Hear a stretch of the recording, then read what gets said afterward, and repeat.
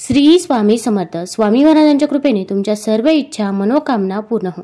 आता पितृपक्ष चालू आहे आणि उद्या आहे भरणी श्राद्ध. तर भरणी श्राद्ध का केले जाते, हे कुणाचे करावे व ते कसे करावे, श्राद्धाचा स्वयंपाक कुणी करावा, नैवेद्य कसा अर्पण करावा, याबद्दलची सर्व माहिती आपण आज या व्हिडिओमधून बघणार आहोत. तत्पूर्वी तुम्ही चॅनलवरती नवीन असाल तर चॅनल लाईक करा आणि सबस्क्राईब देखील करा. कमेंटमध्ये श्री स्वामी समर्थ किंवा ओम पितृदेवताय नमः लिहायला विसरू नका. भरणी श्राद्ध हा पितृपक्षातील एक शुभ विधी आहे.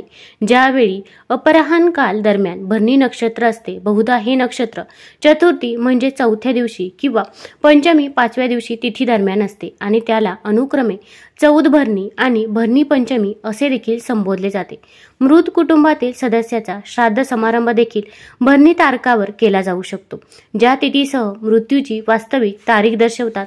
हे मृतांच्या आत्म्याला मुक्त करते आणि त्यांना अनंत काळाची शांती देते. तसेच काशी, वाराणसी, गया आणि रामेश्वरम येथे हिंदू भक्त सामान्यतः भरणी श्राद्ध करतात. पितृपक्षात ज्या दिवशी भरणी नक्षत्र येईल त्याला महाभरणी असेही नाव आहे. तर उद्या आहे 21 सप्टेंबर. तसेच उद्या संकष्ट चतुर्थी देखील आहे. उद्या आपल्याला भरणी श्राद्ध हे करायचे आहे. मृत व्यक्तीचे वर्ष श्राद्ध झाले असेल तरच पितृपक्षात भरणी नक्षत्राला भरणी श्राद्ध करता येते. अन्यथा वर्ष श्राद्ध होण्याआधी पितृपक्ष आला असता भरणी श्राद्ध करू नये असे शास्त्र सांगते. तसेच वर्ष श्राद्धाच्या पाठोपाठ पितृपक्ष आला असता भरणी नक्षत्रावर पुन्हा श्राद्ध विधी केले असता हरकत नाही. उलट त्याचे अधिक पटीने पुण्यफळ हे मिळते. भरणी श्राद्ध केल्याने महापुण्य मिळते असे म्हणतात. कारण हे श्राद्ध केले असता मृत व्यक्तीच्या आत्म्याला शांती लाभते आणि तो आत्मा भवसागरातून मुक्त होतो. त्यामुळे श्राद्ध विधी केल्याचे पुण्य पदरात पडते. परंतु ते वर्ष श्राद्धानंतरच का करावे, तर वर्ष श्राद्ध झाल्यावर मृत व्यक्तीचे प्रेततत्व नष्ट होते. त्या आत्म्याला पितरांमध्ये स्थान मिळते आणि त्या पितरांची पूजा पितृपक्षात करता येते. भरणी श्राद्ध आणि श्राद्ध पूजेच्या इतर प्रकारांचे महत्त्व मत्स्यपुराण, अग्निपुराण आणि गरुड पुराण यांसारख्या अनेक हिंदू पुराणांमध्ये नमूद केले आहे. भरणी श्राद्धाचे पुण्य गया श्राद्धासारखेच आहे असे सांगितले जाते. असे मानले जाते की भक्ती आणि प्रामाणिकपणाने श्राद्ध विधी केल्याने व्यक्ती सकारात्मक कर्म जमा करू शकतात आणि त्याच्या पूर्वजांकडून आशीर्वाद मिळवू शकतात. याचा त्यांच्या वर्तमान जीवनावर आणि भावी पिढ्यांवर सकारात्मक परिणाम होईल असे म्हणतात. हिंदू परंपरा मृत आत्म्यांना अन्न आणि इतर आवश्यक वस्तू अर्पण करण्यावर भर देते. असे मानले जाते की महाभरणी श्राद्ध दरम्यान असे अर्पण केल्याने पूर्वजांनी मागे सोडलेली कोणतीही थकीत कर्ज किंवा निराकरण न झालेल्या दायित्वांची परतफेड करण्यास मदत होते. एकंदरीत महाभरणी श्राद्ध कृतज्ञता व्यक्त करण्यासाठी, एखाद्याच्या मुळांचे स्मरण करण्याची आणि दिवंगत पूर्वजांकडून आशीर्वाद मिळवण्याची वेळ म्हणून काम करते. हा एक महत्त्वाचा प्रसंग आहे जो व्यक्ती आणि कुटुंबासाठी खोल भावनिक आणि आध्यात्मिक अर्थ ठेवतो. तर आता या दिवशी श्राद्ध कसे करावे. आता उद्या सकाळी आपल्याला लवकरच उठायचं आहे. अगदी तुम्ही ब्रह्ममुहूर्तावरती उठले तरी पण चालेल. उद्या सकाळी आंघोळ करताना आपण आंघोळीच्या पाण्यामध्ये 2 थेंब गंगाजल टाकायचं आहे. तसेच चिमूटभर काळे तीळ टाकायचे आहे. काळे तीळ हे पूर्वजांना समर्पित आहे आणि याच पाण्याने आपण आंघोळ करायची आहे. अगदी घरातील सर्व व्यक्तींच्या आंघोळीच्या पाण्यामध्ये काळे तीळ आणि गंगाजल टाकायचं आहे. या दिवशी पवित्र तीर्थस्थानी स्नान करणे याला खूप महत्त्व आहे. पण आपल्याला अशा ठिकाणी जाणे शक्य होत नाही. म्हणून आपण घरीच आंघोळीच्या पाण्यामध्ये गंगाजल टाकायचं आहे. गंगाजल नसेल तर आंघोळीच्या पाण्याकडे एकटक बघत राहावे. गंगा नदीचे स्मरण करावे आणि हर हर गंगे म्हणत आपण आंघोळ करावी.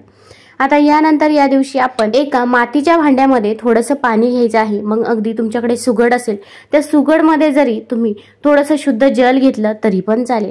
आता यामध्ये देखील आपल्याला थोडेसे काळे तीळ टाकायचे आहे. आपण आपल्या छतावरती जायचं आहे किंवा घराच्या बाहेर जायचं आहे.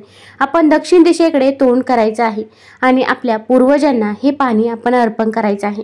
आता हे पाणी जेव्हा आपण अर्पण करत असतो तेव्हा आपण ओम पितृदेवताय नमः, ओम पितृदेवताय नमः या मंत्राचा जप करायचा आहे. तसेच या दिवशी आपण आपल्या पूर्वजांकडे माफी देखील मागायची आहे. आपण म्हणायचे आहे की माझ्याकडून काही चूक झाली असेल किंवा घरातल्या लहानाकडून मोठ्यांकडून काही चुका झाल्या असतील तर त्याबद्दल मला माफ करावे.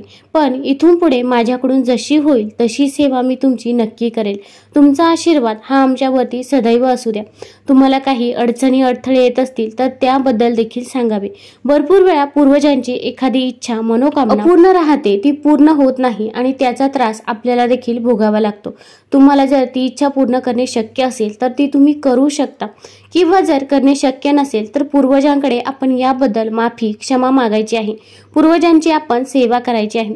आता यानंतर या दिवशी आपल्या उंबरठ्याच्या दोन्ही साईडनं आपल्याला थोडंसं पाणी हे टाकायचं आहे।